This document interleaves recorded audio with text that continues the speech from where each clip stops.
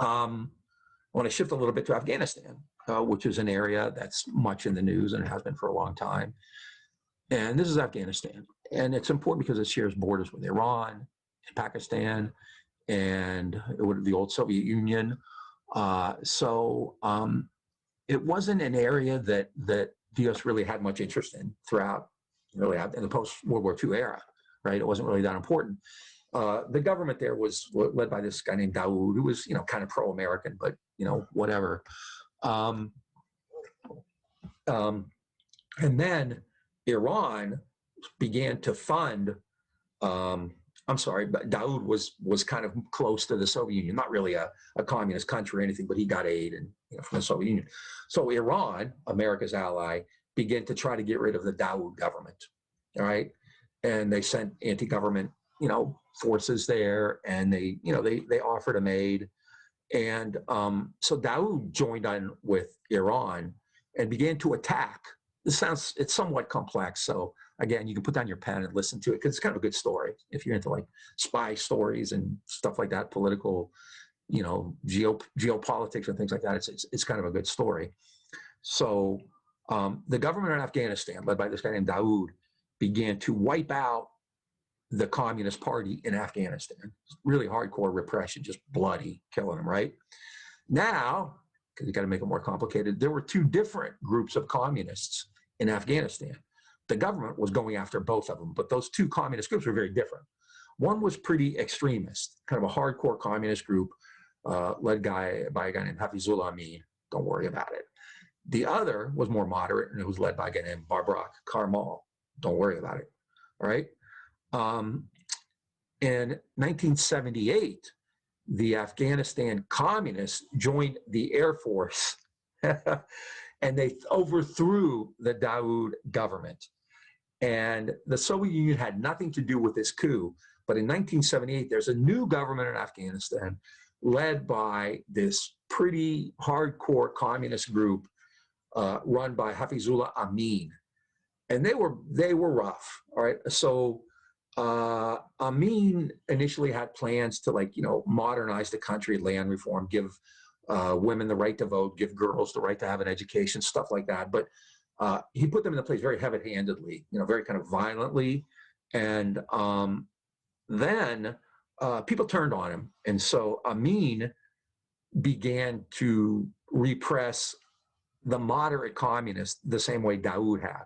So you have these extremist communists led by Hafizullah Amin attacking, repressing, and killing these moderate communists whose party was led by Babrak Karmal. Simple, right? Right?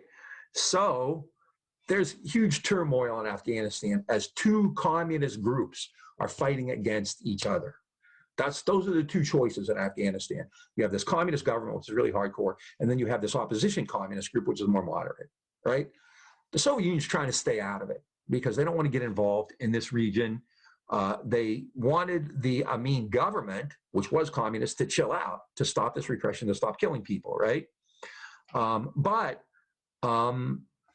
it became more complicated because amid this civil war in Afghanistan between two communist groups, young Muslims who called themselves mujaheddin, again, started to come in and fight in Afghanistan. And a lot of people in the army, a lot of soldiers in the army began to mutiny and desert and join them, right?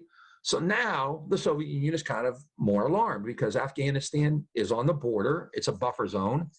And Pakistan and Iran are enemies. So the Soviet Union now says, we got to do something because this is getting out of hand. You have these crazy communists, as they refer to them, Hafizullah Amin, killing these moderate communists, Babrak Karmal. And now you have these Muslims and these army, deserters who are joining in, and it's just getting really out of hand. So the Soviet Union, was still around at the time. At first they said, you can't do anything. We can't send troops in, right? But the Mujahideen were getting stronger. So now the problem wasn't just the crazy communist government, but it was also these Islamic Mujahideen who are getting involved, which the Soviet Union doesn't fears, right? Because those Mujahideen are on the same side as Pakistan, which is a Soviet enemy, right? That's why I said, put your pen down. Don't worry about it, right? The U.S. doesn't want to do anything militarily, but Pakistan is starting to give more support, which means weapons, to the Mujahideen in Afghanistan. And then, dun, dun, dun, dun, in July of 1979, Jimmy Carter, who was the president, began to send money and military equipment to the Mujahideen, who were fundamentalist Muslims. So the United States now is on the same side as the fundamentalist Muslims, the Mujahideen, who are trying to overthrow the government in Afghanistan. All right.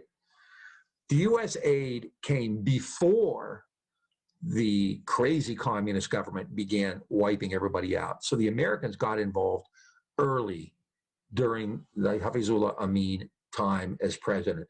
The U.S. wanted to get rid of that government in Afghanistan very early. This was when Jimmy Carter was president. Now, Jimmy Carter's, so the Soviet Union finally sent troops in around Christmas Day, 1979. The Soviet Union had enough. So it sent troops in against the communist government. The Soviet Union sent in troops to get rid of the communist government led by Hafizullah Amin and hopefully put into power the more moderate communist government led by Babrak Karmal. All right. Now, the United States increased its aid. Jimmy Carter's main advisor was a guy named Zbigniew Brzezinski. And Brzezinski thought that if the United States kept sending aid to these Muslim fundamentalists, then the Soviet Union would have to come in, which is what happened. And this is a brief clip of Zbigniew Brzezinski going to the Afghan-Pakistan border and talking to these Mujahideen.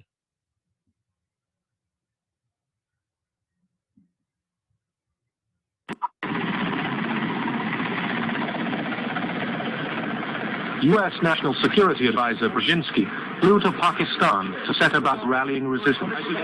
He wanted to arm the Mujahideen without revealing America's role. On the Afghan border near the Khyber Pass, he urged the soldiers of God to redouble their efforts. We know of their deep belief in God, and we are confident that their struggle will succeed. That land over there is yours. You'll go back to it one day because your fight will prevail and you'll have your homes, your mosques back again because your cause is right and God is on your side. All right. You know what? Let me check something here because I don't know if I had the volume on. I did. Okay, good. That's really striking. So you have this American National Security Advisor, big shot, right? With Jimmy Carter's, at Jimmy Carter's direction, going there and telling these fundamentalist Muslims that those homes, those land, those are yours, and you're going to win. You're going to get that land back because God is on your side. So the United States is on the same side as fundamentalist Muslims, all right? In Iran, those fundamentalist Muslims put Khomeini in power and took Americans hostage. In Afghanistan, those very same Mujahideen, Islamic fundamentalists, were receiving millions of dollars, ultimately billions of dollars of support, surface-to-air missiles, Stinger missiles from the United States, right? So in Iran, the United States is opposed and trying to get rid of and supporting Iraq in a war against fundamentalist Muslims. In Afghanistan, the United States is supporting and giving money and weapons to these fundamentalist Muslim groups, these Mujahideen. All right, make sense? Now, ultimately, what this is going to do to kind of, quick is the Soviet intervention against the Amin government worked. So Babrak Karmal did take over the moderate communists, but the American aid, and not just the United States, but Pakistan and others, continued. And so ultimately what happened in Afghanistan was that the fundamentalist Muslim groups, initially supported by the United States, took over and became the Taliban. And then some of these Mujahideen in Afghanistan formed their own organization called al-Qaeda, which included Osama bin Laden, right? So in the 1980s, then the United States, the 70s, 80s. So on one hand, the United States is trying to get rid of Khomeini and the fundamentalist Muslims in Iran, and it supports Saddam Hussein in a war throughout the 1980s against Iran with a ton of military aid and money, and it was there when Iraq was using chemical weapons, right? So the U.S. hates fundamentalist Muslim government in Iran, supports Saddam. In Afghanistan, the United States supports the Islamic fundamentalist group against the Afghan government. They win, and they become terrorist groups opposed to the United States, all right? And this is often known as blowback. If you ever heard that term, I've used it before, right? You do something like support Saddam or support the mujaheddin, which become al-Qaeda, and it blows back against you. And that's clearly what happened. And that would lead to the first Gulf War, and then what we often refer to as the terror era. The first Gulf War has to